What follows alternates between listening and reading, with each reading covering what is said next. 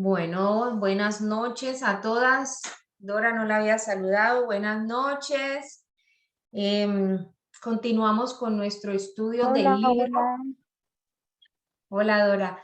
Continuamos con nuestro estudio del libro de Romanos y habíamos quedado en el verso número 17 en la última clase. Vamos a leer hoy, creo que vamos a alcanzar más o menos del 18 hasta el 28. Entonces, voy a leer el texto préstenle mucha atención para que el texto nos quede y ya después vamos desglosando más o menos verso por verso como hicimos la vez pasada. Pues tengo por cierto que las aflicciones del tiempo presente no son comparables con la gloria venidera que en nosotros ha de manifestarse, porque el anhelo ardiente de la creación es el aguardar la manifestación de los hijos de Dios, porque la creación fue sujetada a vanidad, no por su propia voluntad, sino por causa del que la sujetó en esperanza. Paréntesis, para el que quiera saber, estoy leyendo la versión de la Reina Valera de 1960. Porque también la creación misma será libertada de la esclavitud de corrupción a la libertad gloriosa de los hijos de Dios. Porque sabemos que toda la creación gime a una y a una está con dolores de parto hasta ahora. Y no solo ella, sino que también nosotros mismos que tenemos las primicias del Espíritu. Nosotros también gemimos dentro de nosotros mismos esperando la adopción, la redención de nuestro cuerpo.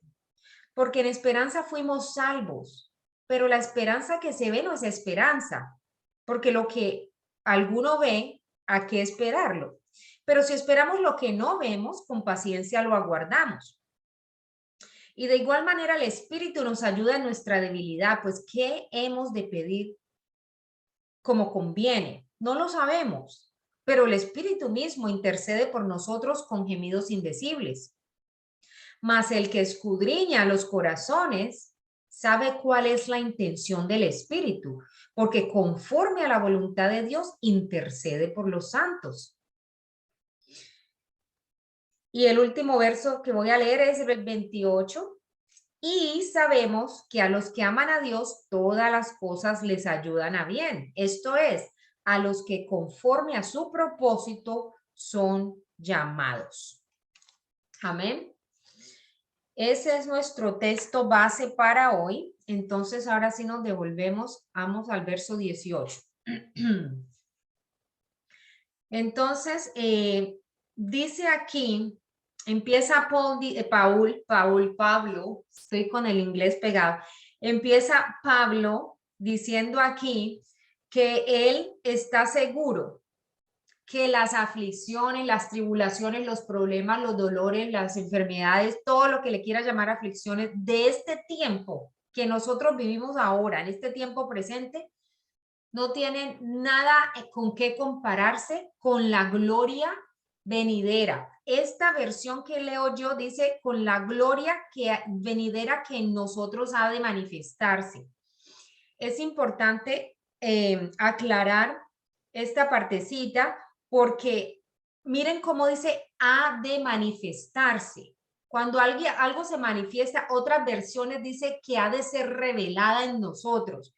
Quiere decir que esa gloria ya está en nosotros. O si no, ¿cómo podría revelarse?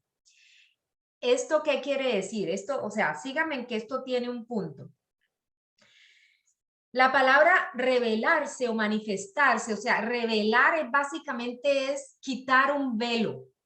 O sea, que ahora nosotros, la persona que realmente somos, cuando nacemos de nuevo, hay un espíritu del que siempre en las clases hemos mencionado mucho de esa persona nacida de nuevo, el que tiene el Espíritu Santo, tiene un espíritu nuevo dentro de sí. Recordemos que el espíritu había muerto, partido, cuando el hombre pecó en el jardín de Edén. Cuando nosotros entramos a conocer a Jesús y lo recibimos, ese espíritu toma de nuevo vida, porque el espíritu mismo de Dios viene a vivir en nuestro cuerpo y por eso nuestro cuerpo es el templo del Espíritu, ¿cierto? Como el Espíritu de Dios está en nosotros, la gloria de Dios está allí. Es decir, hay muchas cosas que vienen con eso de tener el Espíritu en nosotros, pero no lo sabemos. Eso es lo que estamos revelando día a día con estas clases. Todo lo que estamos aprendiendo son esos tesoros que hay dentro de nosotros por tener el Espíritu Santo y que no lo sabemos. Entonces, ¿qué pasa? La salvación, si eso es una cosa de la que nadie, pues los que somos salvos sabemos y lo tenemos 100% seguros, sin ninguna duda, de que al cielo vamos el día que partimos de este mundo, ¿cierto? Entonces, ahí no está la cuestión. La cuestión está en que hay más que saber que somos salvos. Dentro de nosotros está el poder del Espíritu Santo, como lo veíamos en unas clases anteriores, en este mismo Romanos 8, de que el poder que levantó a Jesús de entre los muertos está en nosotros, ¿sí? O sea, solamente esa frase, ese verso bíblico y el decir que somos el templo del Espíritu Santo, o sea, que el Espíritu está en nosotros, solamente con meditar en ese verso llegaríamos muy lejos en saber la grandeza que hay dentro de nosotros. No es nosotros, nosotros somos un vaso, ¿cierto? Nosotros somos simplemente el vaso y el Señor lo llenó con su presencia. Pero si meditáramos en eso, con humildad, pero la grandeza que hay en nosotros y el poder que está en nosotros, por eso dice que algún día se va a revelar esa gloria.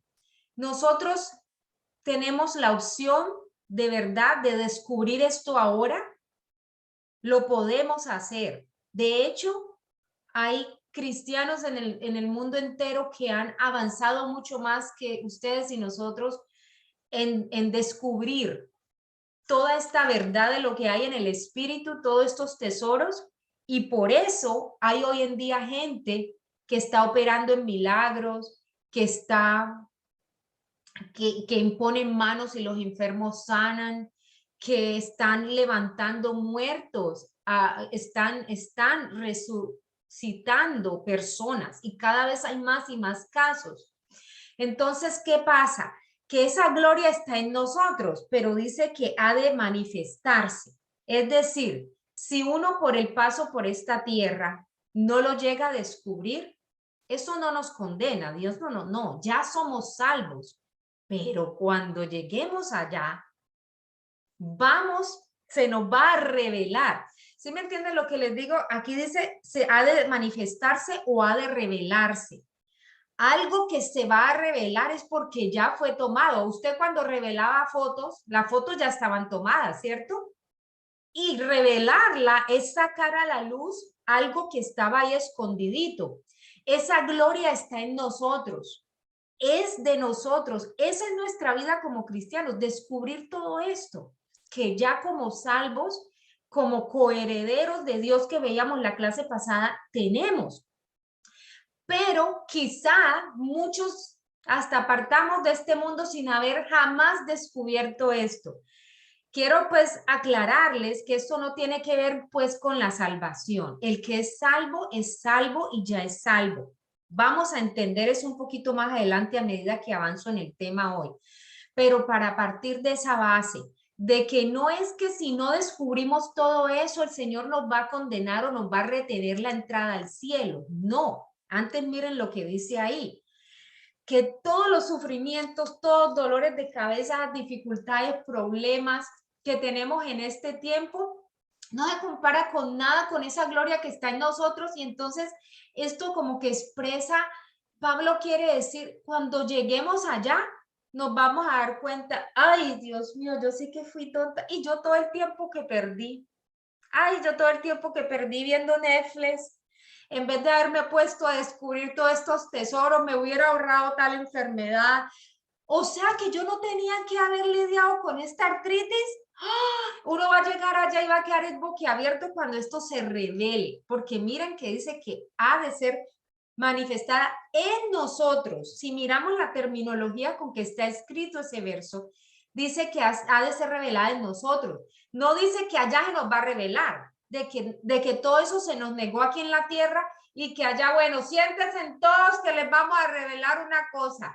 Sorpresa, ustedes tenían el Espíritu Santo de que estaban allá viviendo. No, eso es para que lo descubramos aquí en vida, pero si no se descubre, el Señor no nos va a condenar, igual vamos a llegar allá, pero como les digo, al llegar allá, vamos a decir, ay, yo que me enojaba por esas bobadas y yo tenía el Espíritu Santo que me daba todo el poder para controlar ese enojo. Ay, yo sí que fui tonta, o sea, nos vamos a dar cuenta de muchísimas cosas que podíamos hacer y que no las hicimos porque no seguimos quizás escudriñando la palabra y pidiéndole al Espíritu Santo, como decir algo, volviéndonos en camaradería con el Espíritu Santo, porque junticos, yo poniendo mi tiempo y mis ojos en la Biblia y él dando su parte, que es la de revelarme a mí, él me puede revelar esas cosas en esta tierra, en esta vida.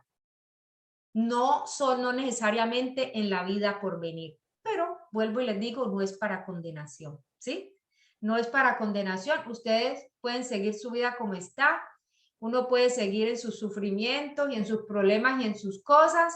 No estoy diciendo que la vida no tenga problemas, escúchenmelo bien, el mismo Jesús dijo, en este mundo tendréis aflicción, pero no se compliquen, no se estén ansiosos, no estén angustiados. Yo he vencido al mundo. Entonces, ¿qué quiere decir eso? Que nosotros si confiamos en lo que Él ya hizo, y parte de lo que Él ya hizo fue esa salvación por la cual tenemos el Espíritu Santo, muchas cosas podríamos hacer. Así que esto simplemente se los digo para dejar la inquietud de que hay mucho que descubrir y espero dejarles con esa inquietud, ese antojo, ese anhelo de corazón de buscar más y más y más del Señor y de tener una sed de revelación impresionante, porque hay mucho que tenemos que descubrir. Entonces, miren, porque el anhelo ardiente, sigo el verso 19, porque el anhelo ardiente de la creación es el aguardar la manifestación de los hijos de Dios. Sigo el verso que sigue, 20, porque la creación fue sujetada a vanidad, otras versiones dicen a corrupción, esto quiere decir a maldición, ¿sí? La creación entera, no por su propia voluntad, sino por causa del que la sujetó en esperanza. Paro allí. Entonces, la creación aguarda la manifestación de los hijos de Dios. Eso somos nosotros. La creación está sufriendo el mismo deterioro que nosotros como humanos debido al pecado que se originó en el jardín de Edén. Es decir, no solamente la humanidad empezó a morir, pero sabemos cómo se ha deteriorado la misma vegetación, ¿sí? El globo terráqueo, hemos escuchado en las noticias todas las cosas que suceden, los mismos desastres naturales, no se suponía que existieran, empezaron, todo eso es como resultado de la corrupción de la naturaleza entera, ¿sí? Entonces, dice que la misma creación espera que nosotros, los hijos, porque de la creación, los únicos que somos hijos somos nosotros, ¿sí?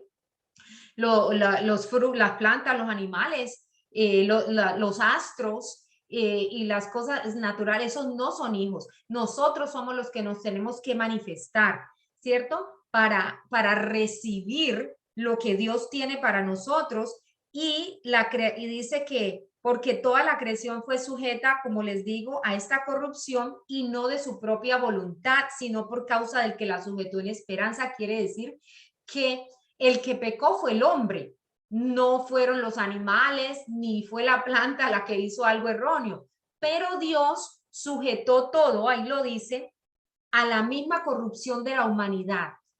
Dios fue el que puso todo a que todo entonces estuviera bajo esa corrupción, porque asimismo también será una vez libertada de la esclavitud. Así como nosotros, al ser salvos, hemos sido libertados, la creación también será libertada. Esto quiere decir que en la nueva, cuando nuestro Señor Jesús venga por segunda vez, cuando se nos dé cuando estemos viviendo en el hogar que Él tiene para nosotros permanente, va a haber también vegetación, va a haber también animales.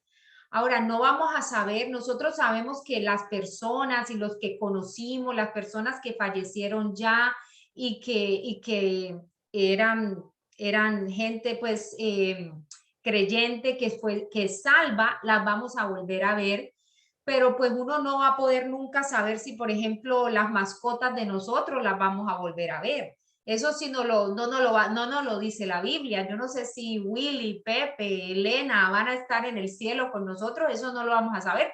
Pero lo que sí sabemos que dice aquí la Biblia es que la creación va a también ser libertada de la esclavitud de la corrupción. De pronto puede significar eso que va a haber una representación de cada animal, de pronto por parejas como hubo en el arca, quién sabe, pero de que van a ser liberados también de la corrupción. Miren los animalitos sufriendo cáncer y sufriendo todas estas cosas también. Los perritos, los gatos, eso es una tristeza. Entonces, aquí sigue diciendo, precisamente el verso 22 sigue diciendo, porque sabemos que toda la creación gime a una, está con dolores de parto hasta ahora. Eso está hablando de todo ese sufrimiento, ustedes y nosotros mismos, víctimas de enfermedades y cosas y dolores. Todo, como decía yo, los animalitos y todo, las plantas están sufriendo como dolores de parto. Ellos, la creación, y no solo ellos, sino nosotros que tenemos las primicias del Espíritu Santo, dice aquí, las primicias del Espíritu. Nosotros también gemimos dentro de nosotros mismos esperando la adopción, la redención de nuestro cuerpo. Entonces ahí hay que explicar. Nosotros también gemimos esperando la adopción, la redención de nuestro cuerpo. Este es el verso, voy por el 23. Entonces, primero lo que dice, no solo la creación, sino nosotros los que tenemos las primicias. Si habla de primicias del Espíritu Santo, está hablando de nosotros los nacidos de nuevo, los que tenemos el Espíritu Santo, ¿cierto? Y está diciendo que tenemos los primeros frutos del Espíritu. Es decir, el Espíritu de nosotros ya fue redimido. ¿Sí? Parte de la obra de Cristo en la cruz fue la redención y entonces nuestro espíritu ya fue hecho nuevo. Pero ¿qué pasa? Yo no solamente soy espíritu, yo también soy cuerpo y alma. Acuérdense que la Biblia define a un ser humano como un cuerpo, somos tripartitos, somos alma, cuerpo y espíritu. De esas tres partes, la parte que ya ya está redimida es nuestro espíritu. El espíritu nuestro de una persona que es nacida de nuevo es ya completamente exacto, idéntico a cómo va a entrar al cielo. No necesita ninguna transformación. En otras palabras, nuestro espíritu es perfecto, porque ya somos justificados, hechos justos delante de Dios, y justo significa como si nunca hubiéramos pecado. El espíritu, ¿sí? El espíritu ya fue transformado al 100%, no al 80%, no al 70%, al 100% a como va a ser en el cielo. Pero el cuerpo y el alma, donde están los pensamientos, la voluntad, el razonamiento, ¿sí? Toda esta parte donde el aprendizaje, sí, todo lo que es la voluntad, el aprendizaje, esa parte es la del alma, los sentimientos, todo esto, y el cuerpo, que pues todos sabemos que es el cuerpo. Esas partes todavía la redención no está completa. Pero dice, nosotros también los que tenemos los frutos del Espíritu, las primicias son esos primeros frutos, porque ya el primer fruto es la transformación del Espíritu Santo. Falta la transformación, perdón, de nuestro espíritu. Falta que seamos santificados, que es un proceso que pasa, es lo que estamos haciendo ustedes y nosotros a medida que aprendemos la verdad de Dios, nos vamos transformando y vamos alejándonos del pecado. Entre más aprendemos de Dios, más se nos van quitando capitas y se va quitando ese anhelo de uno pecar, de decir mentiras, de enojarse, de ser egoísta. Todas estas cosas se le van quitando a uno y ese se llama el proceso de santificación. Entonces, ustedes y nosotros en este momento estamos viviendo un proceso de santificación y como la Biblia lo llama en Romanos 12:2, el proceso de transformación de nuestra mente, que así es que comienza esa santificación. La mente empieza a ser transformada, pero miren que ese es un proceso y nos iremos al cielo y no va a estar completamente transformada, porque es un proceso, es de aprender diario de la palabra diario y es reemplazar las mentiras que dice el mundo con las verdades de la palabra de Dios. Es como limpiar el cassette, ¿sí? Como quitarle ¿cómo se dice? A un computador cuando uno le borra la información y le empieza a poner nueva basada en las escrituras del Señor. Entonces, ese proceso se está dando, esa es de la mente, ¿cierto? Y el cuerpo, miren lo que dice aquí más adelante, el cuerpo, ese sí no se da aquí para nada. Es decir, como les decía, creyendo y meditando en el poder del Espíritu Santo que vive en nosotros, podemos sanarnos de enfermedades y cosas, ¿cierto? Pero la redención del cuerpo sucede cuando llegamos al cielo. Cuando Jesús venga en su segunda venida. Entonces, que hablábamos, los que ya han fallecido resucitarán y no importa que las cenizas hayan sido esparcidas por el océano, no sé qué, el Señor, eso no hay nada chiquito para él, el cuerpo va a ser resucitado y va a ser un cuerpo no solo resucitado, sino actualizado a la perfección. Dice que como es Jesús. Entonces, dice aquí que estamos nosotros esperando, igual que la creación, pero nosotros la adopción, nosotros las personas, la adopción, que es la redención. Aquí la palabra adopción, eso es lo que significa, la redención de nuestro cuerpo. Entonces miren que la salvación Jesús ya pagó por ella, ¿cierto? Ya la sangre de Jesús pagó por nuestra salvación, pero mire que hay unos procesos que cumplir. ¿Cómo podemos nosotros más o menos ilustrar eso? Yo me acuerdo cuando estábamos pequeños que uno hacía álbumes de figuritas, ¿cierto? Cuando uno hacía esos álbumes y uno los completaba, uno iba a la tienda y le daban un regalo si lo llenaba, ¿cierto? Le daban unas cositas, ¿sí o no? Entonces, ahí eso se llama cuando uno ya hizo la compra y uno compró, si era de comprar chocolatinas, ya las había comprado, ya compró las figuritas, si era de comprar figuritas en paqueticos, ya las había comprado. Entonces ya la compra está hecha, como Jesús ya compró nuestra salvación con su sangre. Pero ¿qué pasa? Nosotros no teníamos ese regalo hasta no irlo a redimir a la tienda. Eso se llama redimir. Cambiar, ir a cambiar. Le doy mi álbum ya y me daban mi regalo. Entonces la redención comenzó, pero la redención está todavía por ser completada, ¿cierto? Eso es lo que esto quiere decir. Entonces, estamos esperando la adopción, que particularmente esa palabra adopción se refiere a la redención del cuerpo físico, ¿sí?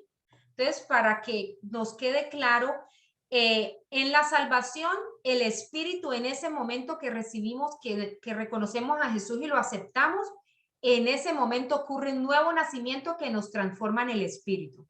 Por eso no nos damos cuenta, porque como es en el Espíritu, uno dice, pero yo acepté al Señor y yo no veo que haya pasado nada raro. yo sigo igual de bruta, yo sigo igual de cansona, yo sigo igual de dormilona, yo todavía no entiendo matemáticas, ¿sí? No cambia uno. Entonces uno cree que no pasó nada, pero el espíritu ha sido transformado, ¿cierto? Luego, la mente es un proceso de renovación de la mente a medida que aprendemos las escrituras. Y el tercero, el cuerpo, será redimido por un cuerpo glorioso. Ese cuerpo glorioso donde ya no va a haber dolor, no va a haber enfermedades, no va a haber sufrimiento. Ese cuerpo será redimido en la segunda venida de nuestro Señor Jesucristo. Espero que hasta ahí vayan entendiendo. Sigue verso 24, porque en esperanza fuimos salvos, pero la esperanza que se ve no es esperanza, porque lo que uno ve, pues, ¿para qué lo espera? Pero si esperamos lo que no vemos, con paciencia lo aguardamos. Eso parece como un trabalengua, ¿cierto?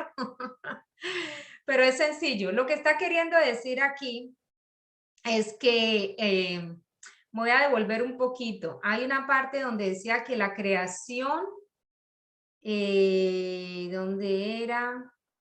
Donde dice que el Señor, ya, que el Señor había sujetado a la creación a vanidad en esperanza, hacia aquí, sino por causa del que la sujetó en esperanza, o sea, de Dios que sujetó a la creación también, a la corrupción en esperanza, o sea, en esperanza de que algún día esa creación sea también recreada, pues hecha nueva, hecha mejorada, libertad, traída a libertad de esa maldición en la que está la creación. Y entonces acá conecta eso con lo que está diciendo en el verso 24, que dice, porque en esperanza fuimos salvos. Entonces, mire, ya fuimos salvos. Por eso cuando yo les pregunto a ustedes si son salvas y ustedes tienen alguna duda, por favor sigan orando a Dios que les revele qué es lo que pasa. Porque es claro que el que es el salvo ya es salvo. En esperanza fuimos salvos. A mí, por ejemplo, no me queda ninguna duda de que yo salva soy y que si mañana parto de este mundo, yo al cielo voy. De eso no tengo la más remota duda, ¿cierto? Pero eso es una esperanza que yo tengo y eso es lo que me permite tener mi frente en alto y eso es lo que me permite ser poco o nada temerosa con las cosas que trae la vida, que se vienen, ¿sí? Porque yo tengo una esperanza demasiado grande, la esperanza de que ¿por qué yo, por ejemplo, y no voy a decir esto con ánimo, nunca tomen lo que yo digo con ánimo de que estoy tratando de condenar a alguien ni nada. Cuando perdemos un ser querido, hay dolor, ¿cierto? Hay un duelo, claro que sí. Pero yo creo que los que me vieron, por ejemplo, con mi mamá, de que esa esperanza de la que está hablando aquí Romanos, en la que somos salvos, a mí esa esperanza no me dejó ni siquiera entristecerme. Yo, por un lado, el agradecimiento de la larga vida que tuvo mi mamá y por otro lado, el conocer